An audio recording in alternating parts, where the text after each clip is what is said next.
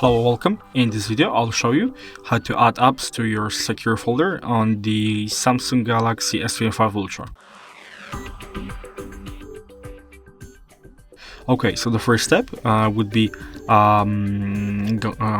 looking for your folder. For example, I have mine in my app drawer. In here, just press on these little three dots and press settings.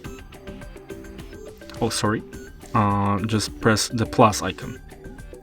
And here you can download new apps to add to your secure folder, or just pick one. For example, I want my GCPU to be in the secure folder. So just press add. As you can see, the app was added to the secure folder. So if you enjoyed this video and considered it helpful, leave a like, subscribe, and thanks for watching.